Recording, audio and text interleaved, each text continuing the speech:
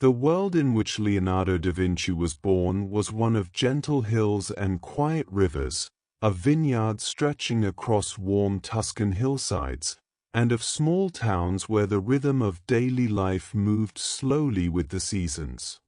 It was a world lit by candlelight in the evenings, warmed by stone fireplaces in winter, and cooled by the shade of ancient olive trees in summer. The 15th century in Italy was a time of gradual awakening, a slow and steady opening of eyes to the beauty and complexity of the world around. Scholars were beginning to look more carefully at the natural world. Artists were learning to see light and shadow in new ways. And across the Italian peninsula, in city after city, there was a quiet but persistent sense that human understanding could deepen, that the world held more to know than had previously been thought. This was the world into which a child arrived in the spring of the year 1452, in a small hillside town called Vinci, nestled in the Tuscan countryside not far from the city of Florence. The town sat among low green mountains, surrounded by the kind of landscape that invites quiet observation, fields of wheat moving gently in warm breezes, streams running clear over smooth stones, and the distant blue shapes of hills fading softly into the afternoon haze. It was a modest place, neither grand nor particularly remarkable to those who passed through it. And yet something about the quality of that landscape, the way the light fell across the terraced hillsides, the way the water moved through the valleys, seemed well suited to producing a mind that would spend its entire life looking very carefully at the world. The child was given the name Leonardo, and he was born on a Saturday in April, in a farmhouse just outside the town. His father, Sir Piero da Vinci, was a notary, a man who worked with documents and legal records, a respectable profession that required careful attention and neat handwriting. His mother, Caterina, was a young woman from the village, and while Leonardo would grow up largely in his father's household, the early years of his life were shaped by the quiet rural world around him. He grew up among fields and orchards. He would have heard the sounds of animals, of wind through tall grass, of rain on stone. He would have watched the seasons change with the particular attentiveness that comes naturally to a child growing up close to the land. His grandfather, Antonio, kept a farm, and it seems that Leonardo spent a good portion of his earliest years in that rural setting. The pace of life there was unhurried. There were chickens and perhaps a few goats. There were figs and grapevines and the soft drone of bees in warm weather. A child raised in such an environment learns to notice things, the way a beetle moves across a stone, the way water spreads when it falls on dry earth, the way light changes through the course of a day. Leonardo would grow into a man who spent enormous amounts of time simply watching, simply observing, and it seems very likely that this habit began in those early years in the Tuscan countryside, in the quiet fields around Vinci. He was, from the beginning, a child who noticed things. People who knew him as a boy would later remember that he was always asking questions, always curious about the reasons behind things he observed. Why does water swirl when it flows around a stone? Why do some birds glide while others beat their wings rapidly? What makes the sky change color near the horizon? These were not questions anyone around him could easily answer. They were not questions that had easy answers at all. But Leonardo seemed less troubled by that than most. He seemed content to hold questions open, to carry them with him, to return to them again and again over the course of years. There is something deeply restful about imagining those early years, A young boy walking slowly through the Tuscan landscape, eyes moving from one small thing to another, unhurried by anything except his own curiosity. He would have been familiar with the particular smell of earth after rain, with the sound of crickets on summer evenings, with the colors of the Tuscan sky at different hours of the day. These were ordinary details of an ordinary rural childhood, and yet for Leonardo they seem to have been formative in a deep way, providing the foundation for a lifetime of careful attention to the physical world. When Leonardo was still quite young, his father moved the family to Florence, and this was a significant change in the texture of daily life.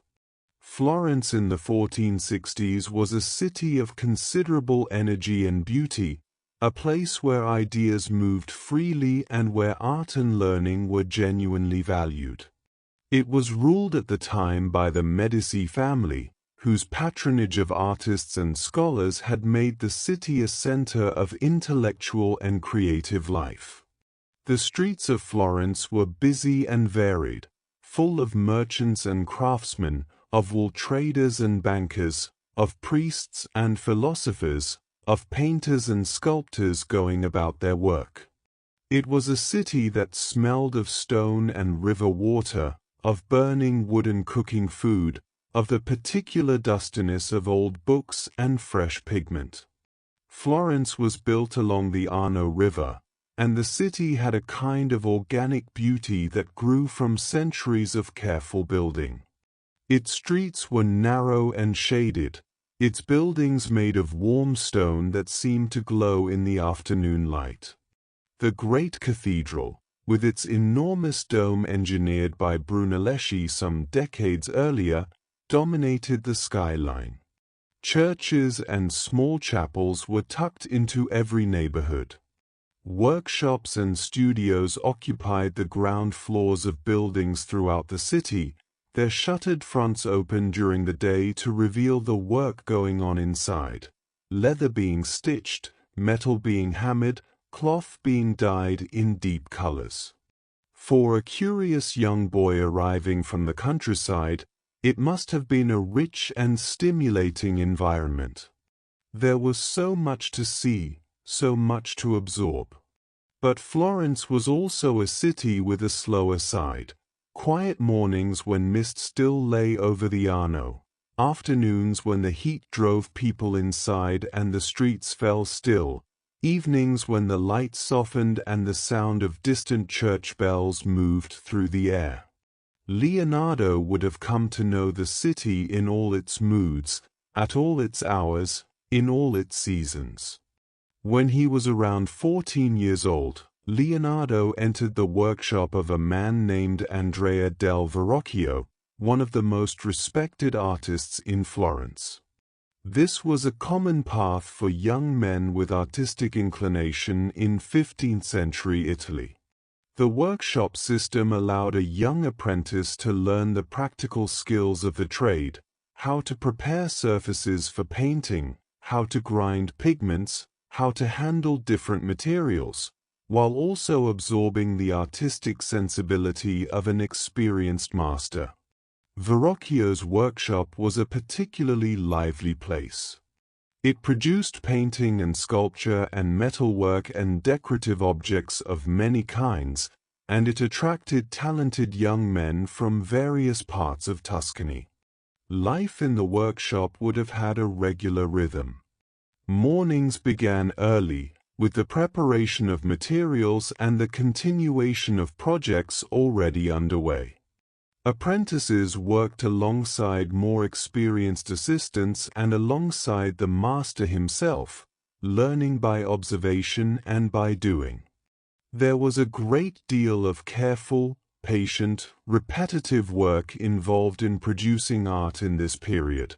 The grinding of pigments, the preparation of wooden panels with layers of gesso, the slow building up of paint in thin transparent glazes. None of this was hurried. It was work that demanded steadiness and attention, work that rewarded careful hands and patient eyes. Leonardo seems to have taken to this environment naturally. He had the patience for careful work, and he had an eye for detail that quickly became evident. There is a story, perhaps improved somewhat in the retelling, that when Verrocchio saw the quality of Leonardo's contribution to a particular painting, the figure of an angel that Leonardo had been asked to complete, the older artist recognized that his apprentice had surpassed him, and resolved to give up painting. Whether or not the details of this story are precisely accurate, it reflects the general understanding that Leonardo's abilities became apparent quite early, and that he was recognized as someone exceptional. But Leonardo's work in the workshop was not only about painting. He was interested in everything that passed through Verrocchio's studio, in the mechanics of casting bronze, in the design of decorative objects, in the way different materials behaved under different conditions. He watched and he asked and he tried things himself. His notebooks from later years suggest a mind that was always connecting things, always finding relationships between one area of knowledge and another. The interests he developed in the workshop, in proportion, in the behavior of light, in the qualities of different materials, would stay with him for the rest of his life. Outside the workshop, Leonardo was developing other habits that would define his life. He walked a great deal. Walking seems to have been one of his primary ways of thinking, of processing what he had observed and of generating new questions. He walked through Florence and through the countryside beyond its walls, looking at everything with the particular quality of attention that had been his since childhood. He watched the way water moved in the Arno, the way birds managed their flight in different kinds of wind, the way light fell differently on different surfaces at different times of day. He began keeping notebooks during these years, and this habit too would last his entire life. The notebooks were not journals in the usual sense. They were not primarily records of events or feelings. They were records of observations, of questions, of sketches and diagrams and calculations. Leonardo wrote in them constantly, filling page after page with notes in his distinctive left-handed mirror script, moving from one subject to another without apparent concern for order or system. A page might contain a sketch of a plant's leaves, a note about the behavior of water in a stream, a drawing of a mechanical device, and a brief observation about the structure of clouds. The notebooks were the record of a mind in continuous, gentle motion, always noticing, always wondering, always adding one small piece to a vast and unfinished understanding of the world. As Leonardo grew from a young apprentice into an established artist in his own right, his life took on a particular shape that seems to have suited him deeply.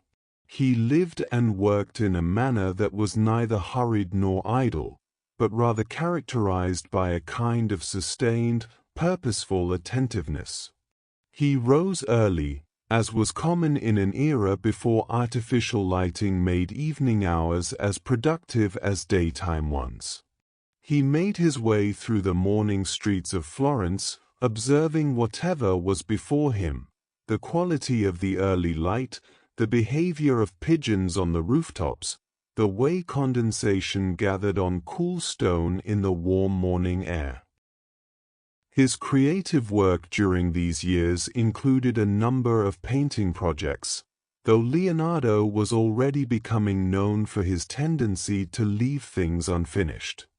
This was not laziness. His notebooks make abundantly clear that he was almost never not working on something. Rather, it seems to have come from a particular quality of his mind, which was always moving forward, always discovering new questions that required attention, always finding that the more he understood about a subject the more complex and interesting it became. Finishing a painting required a kind of closure that may not have come naturally to him. There was always something more to understand, some quality of light or shadow or form that he had not yet fully grasped. One of the projects he worked on during his time in Florence was a large altarpiece commissioned by a monastery, a painting known as the Adoration of the Magi. He spent considerable time on the preparatory work, making many drawings and studies, working out the composition with great care.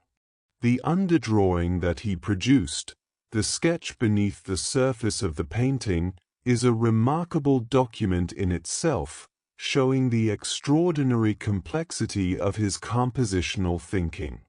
But the painting itself was never completed. Leonardo left Florence before he could finish it, and it remained in an unfinished state, a testament both to the ambition of his vision and to his tendency to move on before a project reached its end. In the early 1480s, Leonardo left Florence for Milan, a city in the northern part of Italy quite different in character from the warm, intimate scale of Tuscany. Milan was a larger city, more formal, with a more elaborate court culture organized around the powerful Sforza family, who had ruled the city for some decades. Ludovico Sforza, who came to dominate Milan during this period, was a man of considerable cultural ambition who gathered artists, musicians, engineers, and scholars around him. For an artist of Leonardo's capabilities, Milan offered a different kind of opportunity: larger projects, more resources, a court environment in which his many different interests might find a wider range of application. The letter that Leonardo is said to have written to Ludovico when seeking a position at his court is an interesting document. In it, he described himself primarily as an engineer and military designer, listing his capabilities in those areas at considerable length before mentioning almost as an afterthought that he could also paint and sculpt.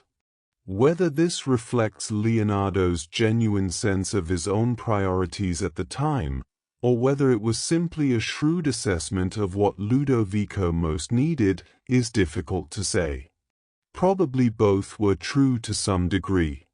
Leonardo had by this point in his life developed interests that went far beyond painting, and the idea of working at a court where those broader interests might be valued must have been genuinely attractive. His years in Milan would prove to be among the most productive of his life, though productivity here is a relative term. He was working simultaneously on many different things, on paintings and sculptures, on engineering projects, on his ongoing studies of anatomy and natural philosophy. The court of Milan had musicians and poets and philosophers, and Leonardo moved among them with apparent ease. He was known as a man of great personal charm, someone who was pleasant to be around, who spoke well and dressed with care and had a kind of easy graciousness in social situations. He played the lyre, apparently quite well, and he had a pleasant singing voice. He was good company. Among the paintings he produced during his years in Milan was one that has become among the most studied in the history of art, a portrait of a woman holding a small animal. The painting shows a young woman seated in a gentle three-quarter pose, her hands resting with natural ease, her gaze directed slightly off to one side. The quality of the light on her face and hands, the way her fingers curl softly around the creature she holds, the subtle sense of movement suggested in the slight turn of her body, all of these things reflect the accumulated knowledge of a painter who had spent decades observing how light falls on surfaces, how the human body organizes itself in space, how the qualities of different materials, skin, cloth, fur, appear differently under different lighting conditions. There was also, During these years, the long and ultimately uncompleted project of an enormous equestrian statue intended to honor Ludovico's father. Leonardo worked on this project intermittently over many years, making many studies of horses, spending considerable time in the stables observing the animals in different postures and from different angles. He was fascinated by horses, by the elegance of their proportions, by the way their muscles moved under their skin, by the quality of their attention. His drawings of horses from this period are among the most beautiful things he made, loose, confident sketches that capture the energy and grace of the animals with an economy of line that comes from very long and careful observation. The anatomical work that Leonardo was developing during this period was pursued largely in private, or at least outside the mainstream of his official activities. He had developed an intense interest in understanding the structure of living bodies, not only human bodies but the bodies of animals of many kinds. He dissected animals with some regularity, and he sought opportunities to study human anatomy as well, which was a complicated matter in 15th-century Italy, where the dissection of human bodies was limited by law and by religious convention. He worked with what access he could arrange, and what he found he recorded with extraordinary precision in his notebooks. The drawings that resulted from this anatomical work are remarkable for their clarity and their systematic quality. Leonardo approached the body as an engineer might approach a complex machine. He wanted to understand how each part worked, how it connected to the parts around it, what purpose it served. He drew bones and muscles from multiple angles. He traced the paths of blood vessels. He studied the structure of the eye and the ear and the heart with equal patience and equal curiosity. None of this was in the service of any practical medical project. Leonardo was not training to be a physician. It was purely in the service of understanding, of satisfying a deep need to know how things worked. The notebooks from this period, and from throughout his life, reflect a mind that moved with characteristic patience from observation to question to attempted explanation, without particular urgency and without strong attachment to any single answer. Leonardo held his theories lightly. When new observations contradicted an earlier conclusion, he simply added the new information and adjusted his thinking. He did not seem to feel the need to defend positions once taken or to maintain the consistency of a system. He was interested in what was true, not in what he had previously believed. His daily life in Milan had a quality that seems to have been both productive and peaceful. He had a household that included assistants and students, young men who helped with various projects and who learned from him in something like the workshop system he had himself entered as a boy. He was, by all accounts, a generous teacher, patient with those who worked with him, interested in their development. He set a tone of careful observation and diligent practice that seems to have created a pleasant working environment. He walked, as always. He seems to have walked through the streets of Milan with the same attentiveness he had brought to walking through the countryside around Vinci and through the streets of Florence. He noticed things, the way light reflected off the surface of puddles after rain, the way smoke moved from chimneys in still air, the way the shadows of buildings fell across the street at different times of day. He stopped and looked. He made quick sketches in small notebooks that he carried with him. He returned to his workshop with observations that would eventually find their way into paintings or into written notes or into studies that had no immediate practical application but satisfied the constant requirement of his mind for new information. Food and sleep seem to have been, for Leonardo, pleasurable but not consuming interests. He ate simply, and some accounts from people who knew him suggest that he preferred fruit and vegetables to meat. Whether this was a consistent practice or something more variable is difficult to say with certainty. He was, in any case, not apparently preoccupied with the pleasures of the table in the way that some men of his era were. His pleasures were largely the pleasures of seeing and understanding, of looking at a beautiful landscape or a well-made building or an unusual natural phenomenon, and then spending time thinking about what he had seen. His sleeping patterns were, according to some accounts, somewhat unusual. There is a suggestion in various sources that he slept in shorter periods distributed through the day and night, rather than in the single long period of rest that was conventional. Whether this is accurate or somewhat exaggerated in the retelling is unclear. What does seem clear is that his mind was active for many hours each day, moving from one subject to another with tireless, unhurried curiosity. When he was not drawing or painting, he was writing. When he was not writing, he was observing. When he was not observing, he was thinking. The notebooks suggest a mind that was almost never entirely still, but that was also almost never frantically busy. Rather, it moved at a steady, gentle pace, attending carefully to whatever was in front of it. Another of the great works from his Milan years was a painted decoration of a wall in a monastery refectory, the painting known as the Last Supper. This was a subject that had been painted many times before by other artists, and Leonardo would have been familiar with various treatments of it from his years in Florence. But his approach to the subject was characteristically his own. He spent a long time, by the accounts of people who observed him working on it, in thought and preparation before actually painting.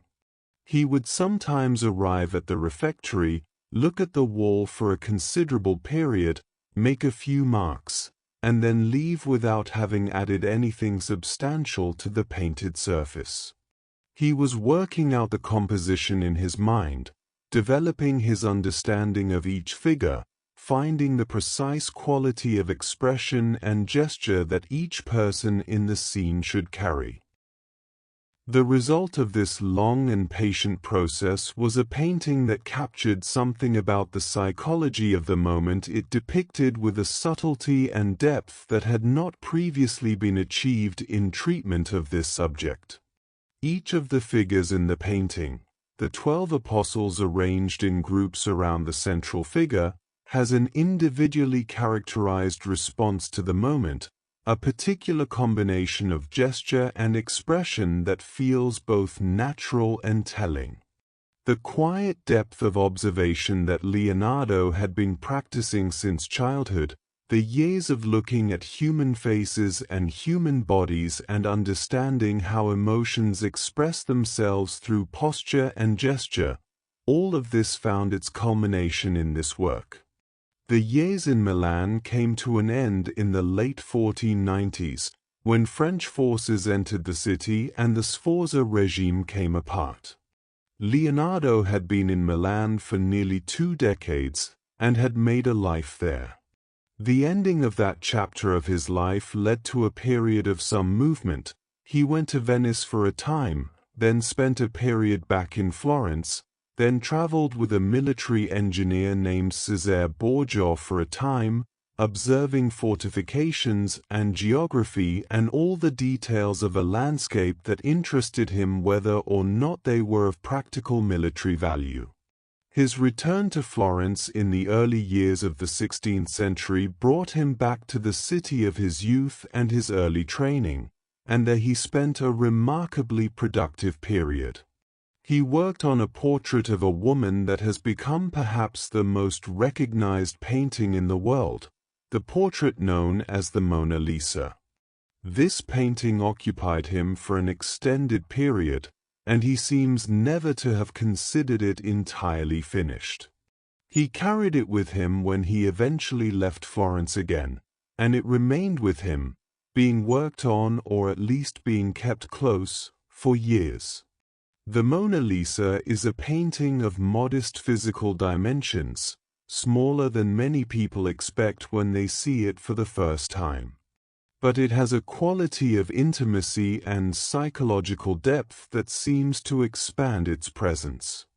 The figure sits in a gentle pose, her hands resting naturally in her lap, a landscape visible behind her that recedes into hazy distance.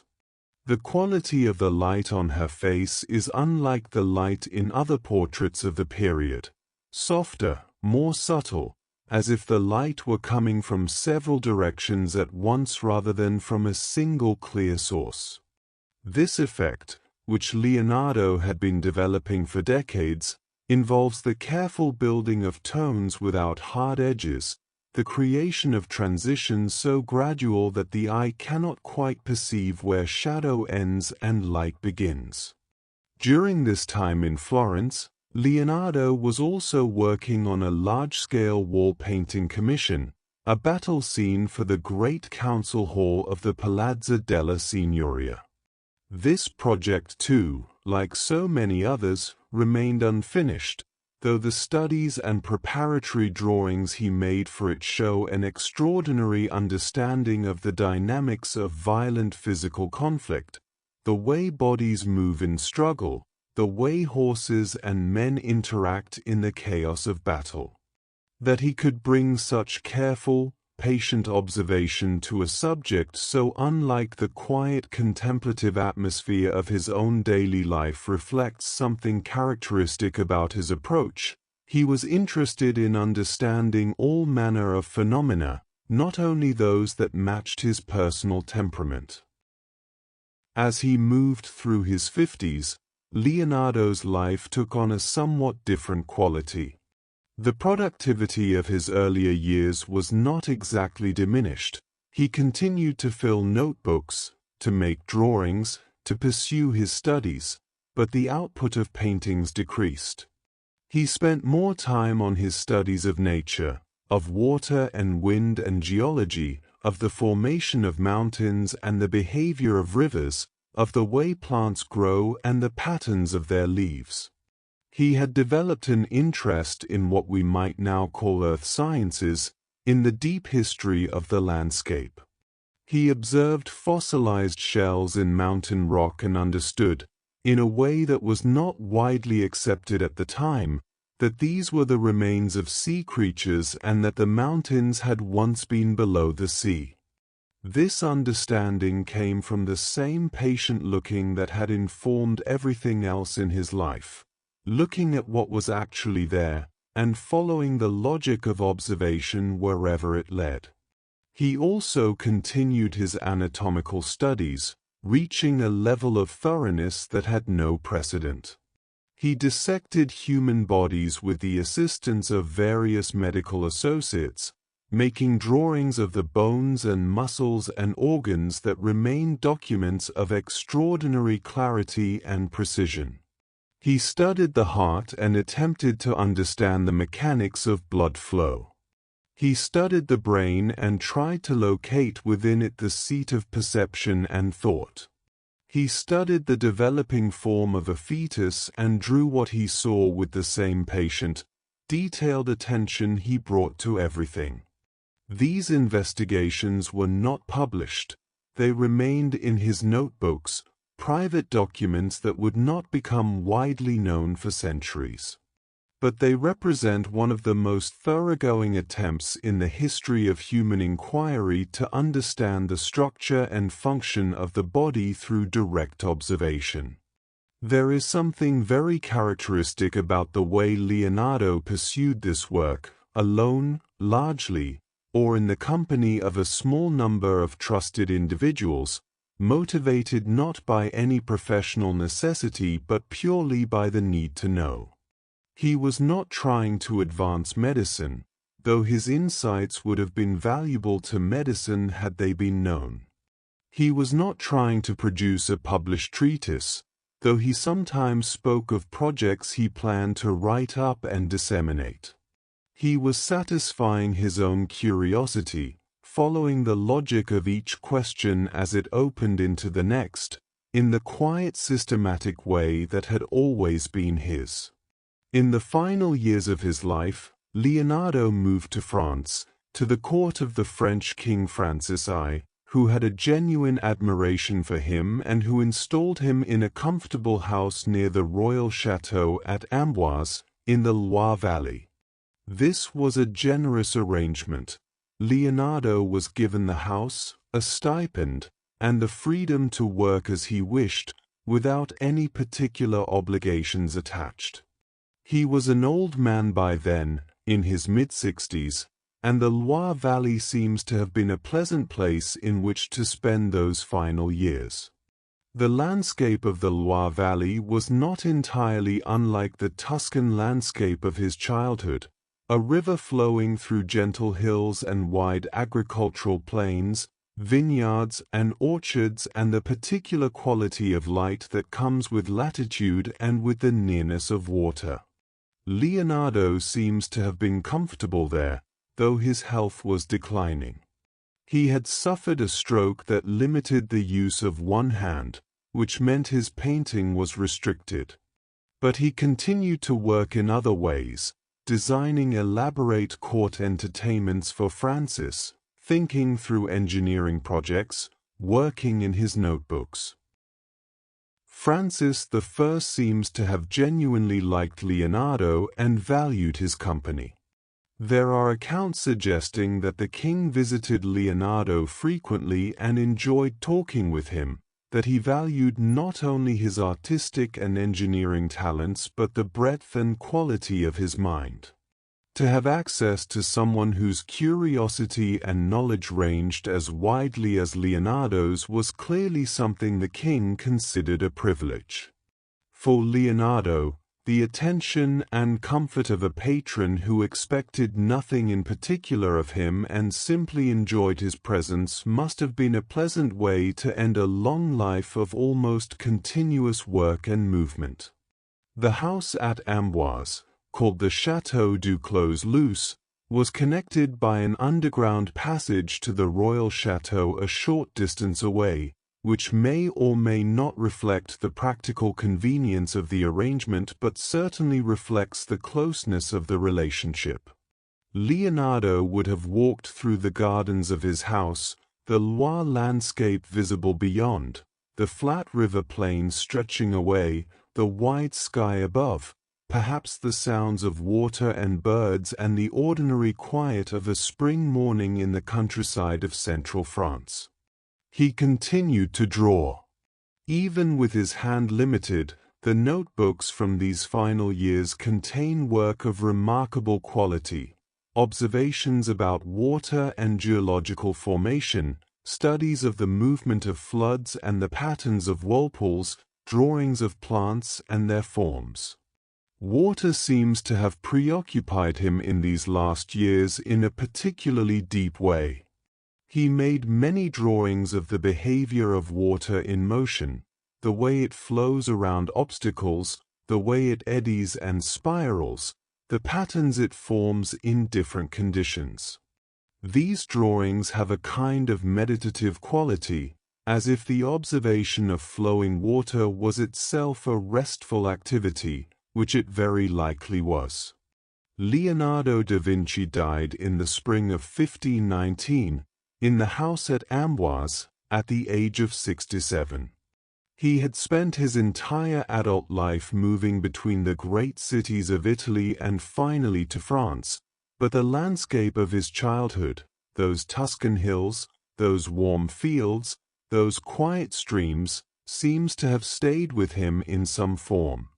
The quality of attention that he had developed in that landscape, the patient, unrushed observational habit that he had carried with him into every studio and every workshop and every walk through every city he had ever inhabited, seems to have been the deepest and most constant thing about him. He left behind him more than 6,000 pages of notes and drawings, covering a range of subjects so wide that no single description adequately contains it: painting and sculpture, anatomy and engineering, geology and botany, hydrology and optics, architecture and music. The paintings he completed number only in the low tens, and several of the most ambitious projects he undertook were never finished. By some measures this might seem like an incomplete legacy.